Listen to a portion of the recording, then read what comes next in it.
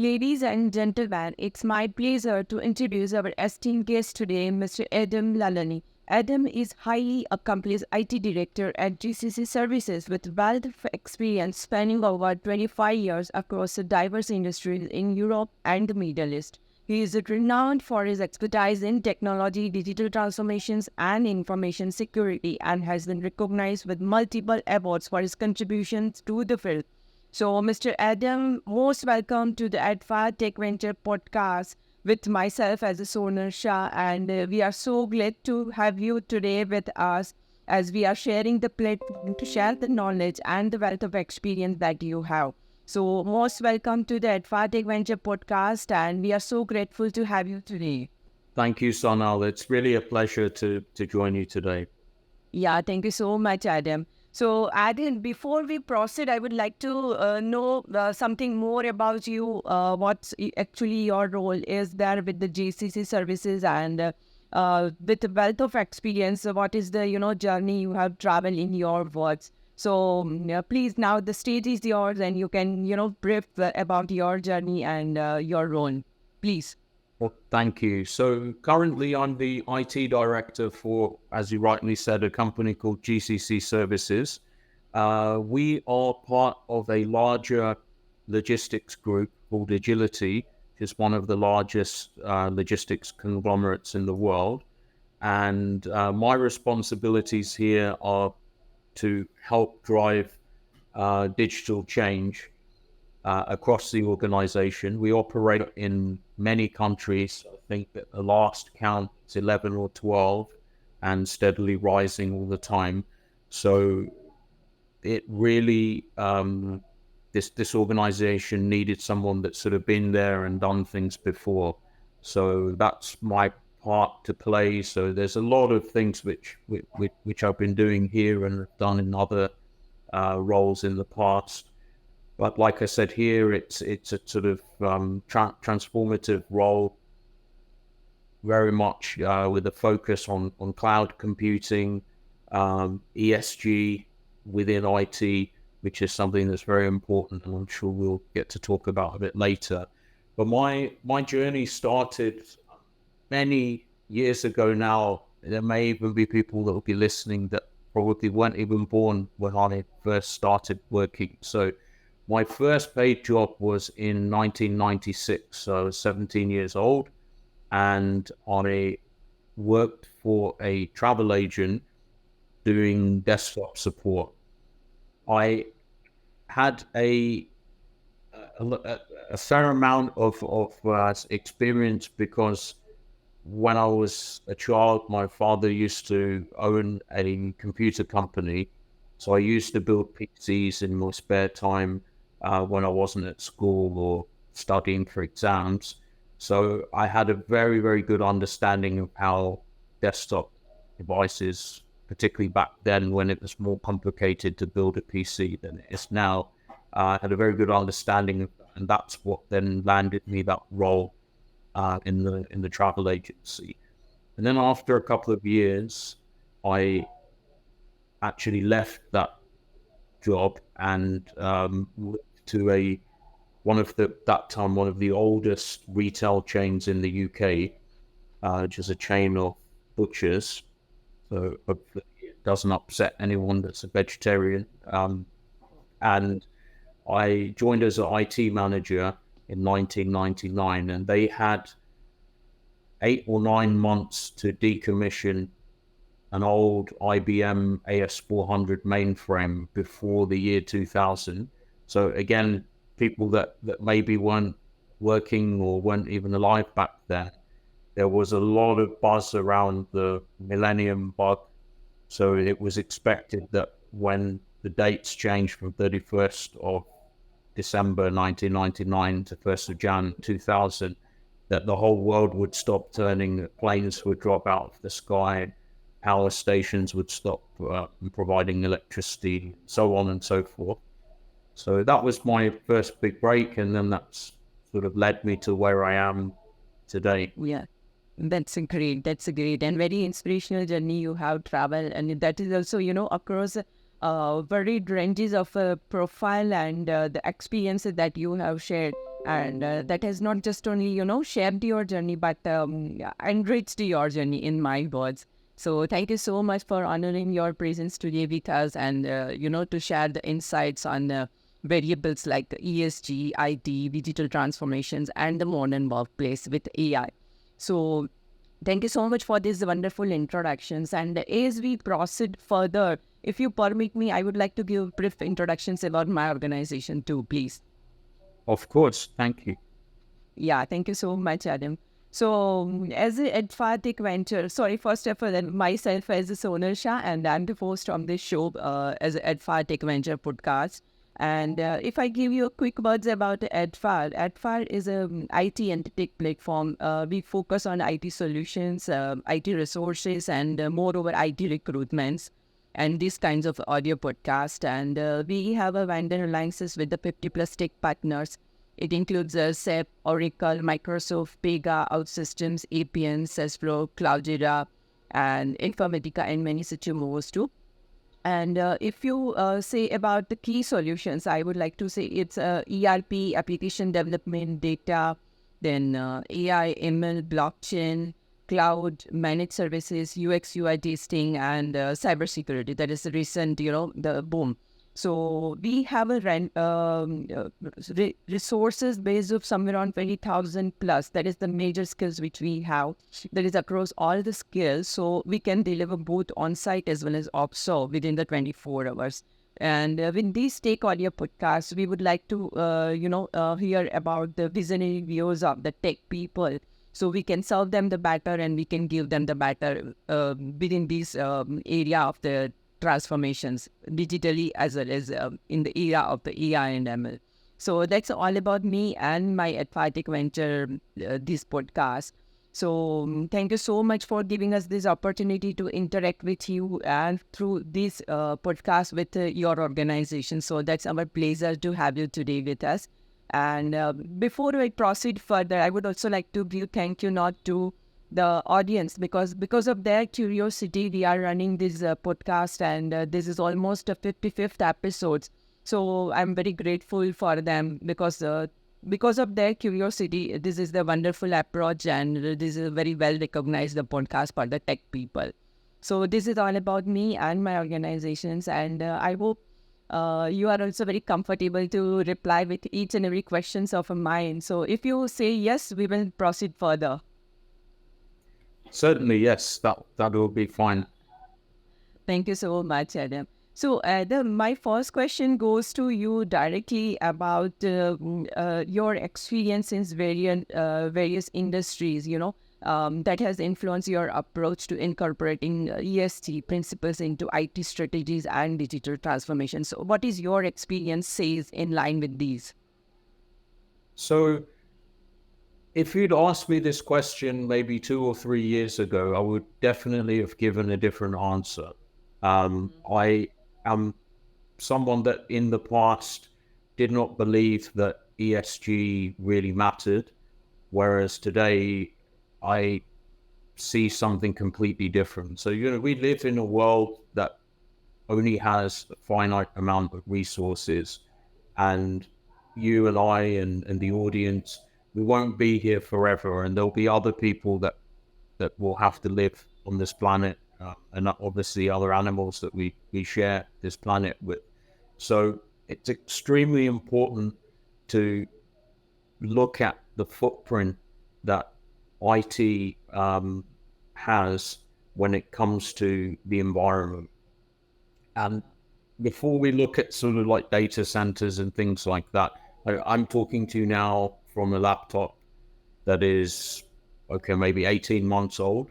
Now, what happens normally in an organization is that after 3 or 4 years, they have a product refresh cycle, and then these old laptops are either given for disposal or are passed on to charity and things like that. Now, that's very good from an ESG perspective. But there are also organizations, I won't mention them, but some that I know about, they will literally just toss this equipment into landfill. And this is something that happens actually a lot with smaller equipment like mobile phones and some of the smaller tablets, because the product refresh cycle is so much faster. So if you think about, every year, like there's a new iPhone, or every year Samsung is releasing other countless models. There's obviously many other manufacturers as well. But what happens, to all these devices after a couple of years when they're no longer fit for purpose? It's actually quite scary. And there's all kinds of minerals and other resources within these devices that are either will have an impact on the environment when, they get garbage, or are actually using up resources that, as I said at the start, are finite. So that's sort of the first part. And then the second part is when you look at the processing power that is required in today's modern era, the amount of data that we crunch in our organization or in any other organization, this uses a lot of electricity. Electricity is generated in many different ways. Mostly around the world, it is not generated in an environmentally responsible manner.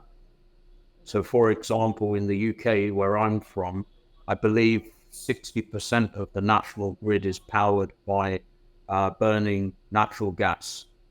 So, I mean, that's not feasible. We can't have that like from now until the end of time, because it disturbed the whole ecosystem of the world. So, what we have looked to do, particularly here at GCC Services, where we are very, very much aligned with a number of different frameworks for ESG, is to try and make sure that all our computing is carbon neutral. So over the last 18 months, that's one of the focuses that I've had, which now around 70% of all of our operational systems are now carbon neutral, and that's using Microsoft Azure. Wow. That's a wonderful. So your dedications to incorporating ESG principles into IT strategies is truly reflect your commitments to driving positive change across the industry. So that's a wonderful and very insightful response that you have given. So thank you so much, Adam. So going ahead with these only, if I ask you that how do you envision this ESG principle shaping the future of IT infrastructure and technology adoptions within the organization? So I think it's an excellent question, and it's probably like I can't fully answer it in the time that we have. But answering what from our organization, as I said a few moments ago, that this is something that we take very, very seriously. There are many companies that are only focused on making profit, and of course, we have to give value to our shareholder and make sure that their investment pays them back a return. But that doesn't mean that you can't be responsible and also deliver shareholder value at the same time. So from a technology perspective, like I said, we target, and it's something that we've baked in now on all of our IT projects. So we actually review our suppliers and potential suppliers and give them an ESG score. And just to be clear, like ESG is not only the environment, that's only that's the letter E. There's the S and the G as well in that as well. And it involves lots of other things such as equality.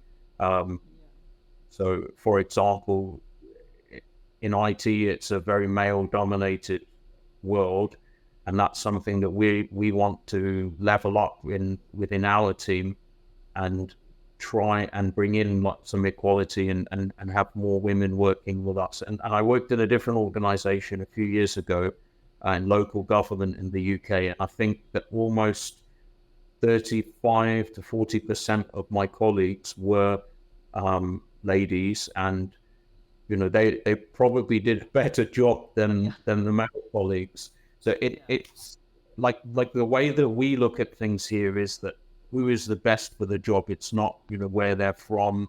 And that's again, ESG. So it's not that, okay, this person is from India or that person's from Congo or wherever. I only hire based on capability. So you could be from the moon.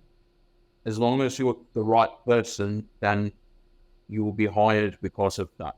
So I think that this is very, very important in technology, that, we level up and bring that equality in, whether it's a nationality or gender equality, that it's not only the technology part and the environment. Yes, that's wonderful and very inspiring that you are not looking for general audience or for a general technological advancement, but with broader societal as well as environmental goals. So thank you for your wonderful forward thinking approach. So now you have stated very well that, each and every actions as well as technological updates are aligned with ESG. So may I know what are the current tech stacks that you are using at your organizations? So, and it's not like an advertising for Microsoft, but I think since 2012 or 2013, all of Microsoft's cloud offerings, so whether that's Azure, Office 365, and so on, is carbon neutral. So that's currently done through carbon offsetting, but they are actually working on being able to actually have proper carbon neutral computing. So for us, like, we very much target platforms like Azure and Office 365 because of that. And one of the things that I found quite surprising, because I'm also a big fan of AWS when it comes to cloud infrastructure. So I'm not siding with one vendor over another, but AWS, as far as I'm aware, as of today, the 1st of April 2024, are not carbon neutral. So as an organization, you have to make decisions based on certain parameters. And for us, this is the way that we make our decisions. And similarly as well, when it comes to purchasing other hardware equipment or consumables, printing, these are all areas where we have a lot of focus. And you find that printing is a great example. I had a project in a previous organization where it escapes me now, like the exact number of sheets that we saved in a year through putting in managed printing. But what we actually did was stack. So to paper, like they come, A4 sheets come in like packets of 500, and then there's 5 in a box. So we stacked like the amount of boxes in terms of like how much paper we saved in a year, and showed it next to a person in the photo. And it's a shame that this is audio only, because I could have shown that photo. And then it really like brings it home. It's like, whoa, like, we've saved the equivalent of, in terms of volume, like 30 people. So like 30 of me, and how much weight that I am and my height and everything. But and suddenly, if we all start doing that, every company does, then again, you're making a dramatic difference to, the footprint is there on the environment. Yes. So I think these technological platforms like this Microsoft 365, Azure, and these all are also contributing this sustainable objectives also. And with your efforts by enabling the efficient resource management and, facilitating this remote collaboration. So these all technologies can contribute significantly to building a more sustainable future, if I say in your terms, right? Definitely. And see, like normally sorry to just add one more bit here, that when I first implemented Office 365 somewhere else in 2013, I think it was, when I worked in Abu Dhabi, we didn't implement it because it has carbon offsetting. We implemented it because the offering, the service offering, was appealing to us. But now, it's more than just, this is what I'm trying to say, is that it's more than just what does your supplier offer you. It's also what do they offer the world, or those around us. And that's, again, something that I learned in local government, where we would look at suppliers that also contributed to the community. So in one particular case, we had a renewal of our Microsoft licenses, which was every 3 years. And one of the elements on how we scored the different suppliers was what contributions they could make to the community. So we actually chose a supplier that would go to local schools and train young people, young adults, give them digital skills that they may not ordinarily have. So all these kind of things are really, really important. I feel like I'm very much, as I get older, I feel that we have to give back. Like this industry has given me so much, and we have to give back now to the next generation. And that's a wonderful approach that you are leading and managing, being a leader at the GCC services as an IT director. So, and we are also honored to have you today, just because of these, that you are not just only looking as a work only, but considering the environment as well as sustainability as a major goal. So my next question is about your team only. So in building a high performance IT team, as you had stated, you like to have a modern workplace as well as AI technologies, as well as this ESG compliant everything. So how do you cultivate a culture that values each and every principles that you wants to lead in this digital technological world?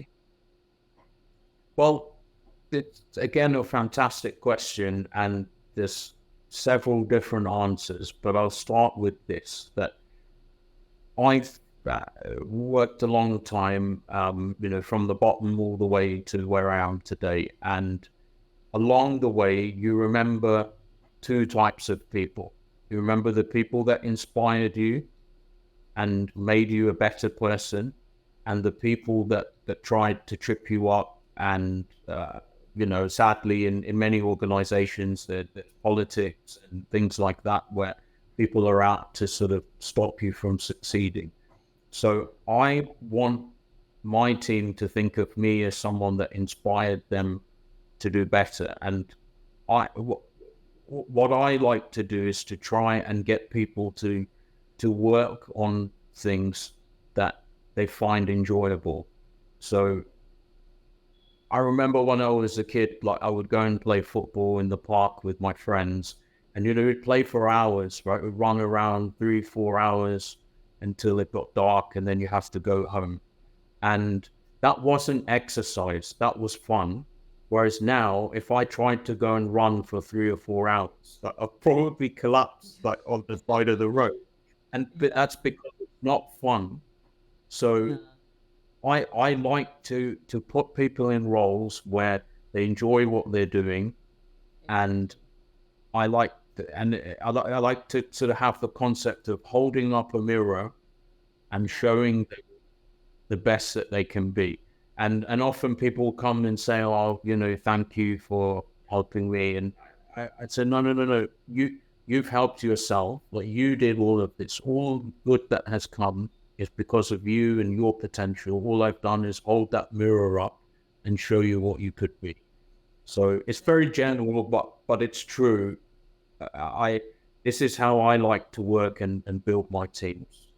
And that's a wonderful. Thank you so much, Adam, for this truly inspiring leadership trail that you have set for not only for your team, but when the people of this the podcast and listeners will also listen this, they will also appraise you for this wonderful statement that you have shared with us. Like, you are showing them that just a mirror only. So that's a really inspiring to state for your team. What they are doing is just because of their knowledge they are doing. And supporting them makes a really great skills, that leadership skills you are having. So thank you for sharing this wonderful answer. And looking ahead, as you have stated that, you are more into this digital transformations. So ahead in the, what emerging trends do you anticipate will have the most significant impact on the integrations of the broader organizational goal? I'm not only asking for ESG, but for IT strategies or for adopting a new technology. What's your plan for the emerging technologies takeover, or going with them, or updating your organizations within that? So I think ultimately you're only as good as like the data that you have in any organization. So that data that you have, let's say if I pick something from here that, I don't know, historical transportation times for a container from, I don't know, Newcastle in the UK to, well, let's pick somewhere in the world. I'll look at a map. Let's say to West Africa, to Cameroon. Now, if you have, I mean, we don't actually do that route, but let's say we did for a moment. So if I had 20 years of data on that, the kind of things that I can do with that data today versus 5, 10, 15 years ago, it's a dramatic difference. So there's obviously so much buzz around AI. And a few years ago, it was blockchain, which I was one of the first people in this part of the world to implement a production grade blockchain platform. But when you sort of look at it, like from an AI perspective, the stuff we have now with the generational AI, that's not really AI in my opinion. I think where the real dramatic differences can be is around machine learning and playing with all of that data that you collect to improve the business outcomes. So using that example of a container history for 20 years, then, with the right algorithms applied, machine learning, then, I can predict outcomes that an organization that, has only a couple of years of data would not be able to predict, because I can see that, okay, the effect, like if there's 20 years of like weather effects, 20 years of piracy on the seas, 20 years of whatever, basically, and then they will not have that unless in a new organization, someone's come and brought historical data with them from a previous company. So this is where I see like the real transformation coming, and where like the edge is going to be for companies is around that machine learning and being able to really leverage the data that they've collected. So it's something that really has been talked about a lot. I remember being in conferences and hearing people saying data is the new oil, talking about terms like big data. But now, like, we're really there. Like it's in reach for us, for you, for me, for those that are listening. We can just take the whole data set, as long as it's clean, and pump it into one of several ML platforms that are freely available to use, and come up with answers that we wouldn't have come up with a couple of years ago. So I think that's the real transformation is going to be there. And then, of course, there's incremental improvements around networking technology, storage, things like that. But, ultimately, like it's all about the data. Correct. So, is it, if I say in a one line only, that your insights into this emerging trade is not only shaping the integrations of technology, but also integrates and gives the valuable IT strategies that committed to the technological advancement, as well as it shows your forward-looking perspective towards the technology. Very much so. And I just want to add something here, is that, traditionally, when I started working in IT all those years ago, is IT's role was just, okay, someone needs like a computer, you've got an ERP software, where you do a bit of accounting and maybe look after inventory, you capture like sales info. That was all that it was. Whereas now, IT is, or technology, the technology function is the thing that can give a business an edge over your competition. So it's a very, very important role now in a way that it wasn't before. So, you need actually technology leaders who have a business mindset. So they don't, I mean, okay, I know about technology because I've been hands-on for many years, right? But if I can imagine in the future, you'll find CTOs that, maybe have never done anything from a application perspective or technical perspective, but they can imagine like business outcomes and how technology can improve a business outcome. So this kind of thing is what I think is where we're going in terms of technology leadership as well.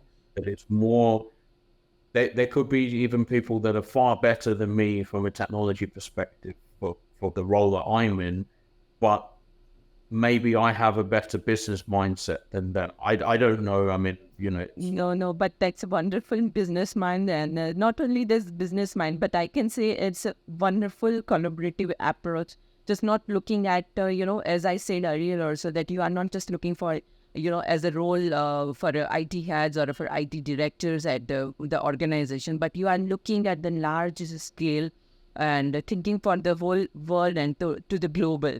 So that's a beautiful approach that you are leading. Thank you very much.